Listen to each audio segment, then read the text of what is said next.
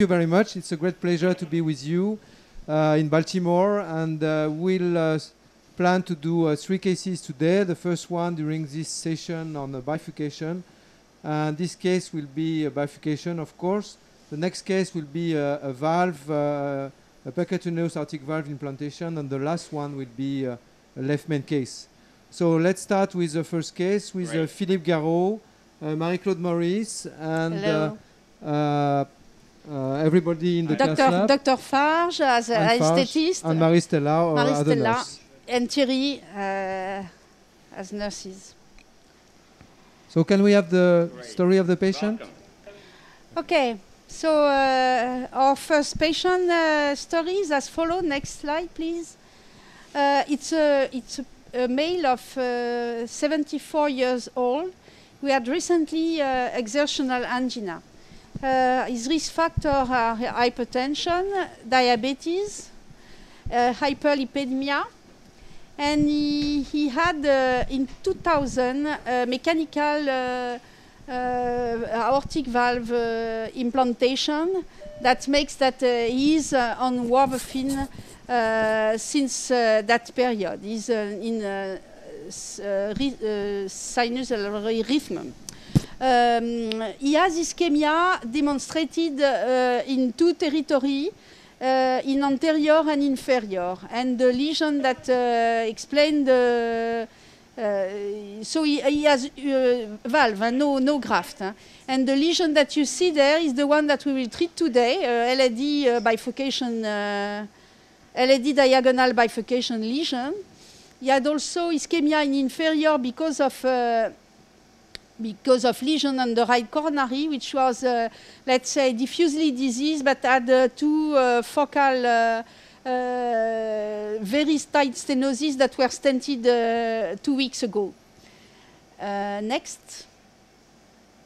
Okay, with this result, which is not perfect, it's diffuse disease, but there is no more focal stenosis. Next. Okay, so can we see the live image? Okay. So we saw that the patient had diffuse right coronary disease that was treated with 2 drug-eluting stents and has calcified mid-LAD stenosis involving a large diagonal branch as well as LAD. Yeah. This is going to be quite a challenge. It's going to be difficult to wire the side branch, and if you plan to perform a atherectomy of the main vessel, and then it can also be quite challenging. But let's ask our panel here to see how they would approach it. Charlie?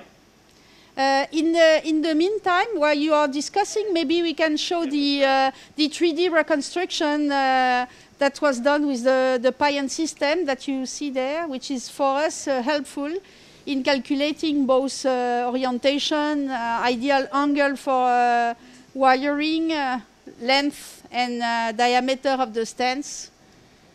And okay, show the length, for example.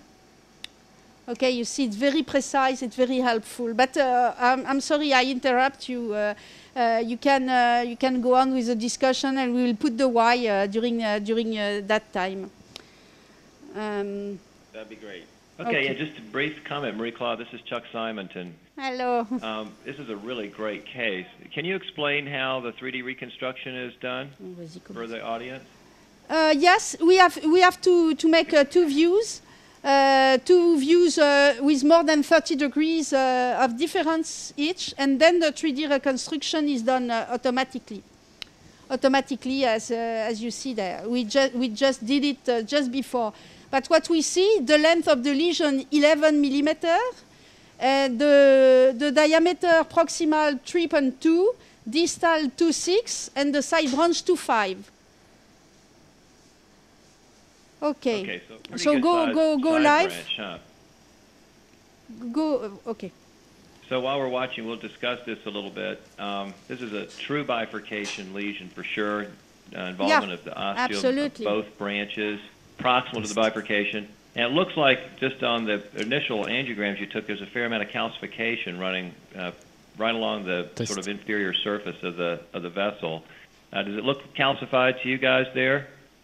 There is a little bit of, there is calcification at the level of the lesion, Not, let's say, not very important, so but there are, Okay, so the decision here is whether to approach this right up front as a 2-stent procedure or try to do it as a single stent, predilate both branches, maybe leave a protecting wire down the diagonal and stent the main channel with a drug-eluting stent, then go back to see what you can do to the side branch. But, there's a lot of disease right at the origin of the side branch, and I think it's going to be very difficult to get a satisfactory angiographic result on that. I tend to agree with that. I think that this is a kind of case where the diagonal artery is so large and there is such a tight stenosis that just doing a balloon angioplasty will not be enough. So probably a 2-stent approach. The question is, how to do the 2-stent approach, whether to use a culotte or crush or mini crush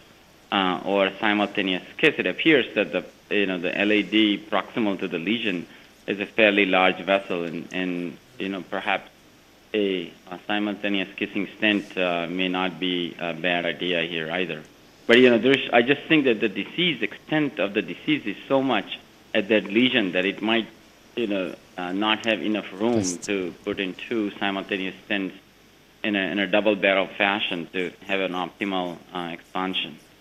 What do you think, Manish? I think that the issues here are just what we were talking about. One, the calcification. Are you going to be able to adequately expand both the main lesion and the side branch? And I think either SKS or culotte is appropriate. But I agree with you, Raj, that it's a bulky lesion on both sides. It may be that once you can expand both, hopefully expand them appropriately, culotte is not a bad way. I agree. I don't think provisional stenting is the way to go for this caliber side branch and disease pattern.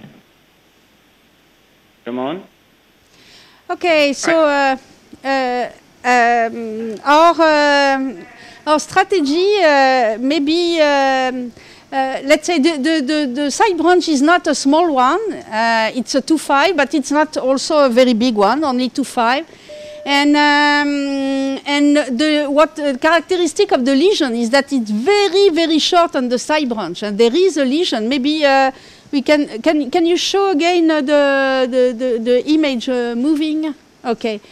You see, it's very, very short. So you know that it's near always our strategy. But this time it will be as because of the size and because of the shortness of the lesion, a 1 stent with provisional T-stenting strategy, if necessary. But we will do our best and try to convince you that with only 1 stent you can cover the ostium of a second. An ostium of diagonal without needing a second stent and avoiding too much metal and maybe the risk of go back live, please. Go back live. Test. Thank you. Well, provisional, stenting approach is certainly fine. The question is how. If you are going to just do the balloon angioplasty, what I would probably recommend is to use a cutting type balloon angioplasty to expand the lesion better. What do you think? I think the calcification at in the main vessel and also the ostium of the side branch, pre-treatment with the bulking would be a good idea also. But I don't think you can get away with provisional stenting. I will favor once you reverse mini T stenting or mini crush in this type of lesion, because the lesion and the side branch is relatively small. Yeah, the lesion is really very short and maybe it's just due to the plaque in the main branch and let's say there is a price to pay when you put 2 stents. Vas-y. Which is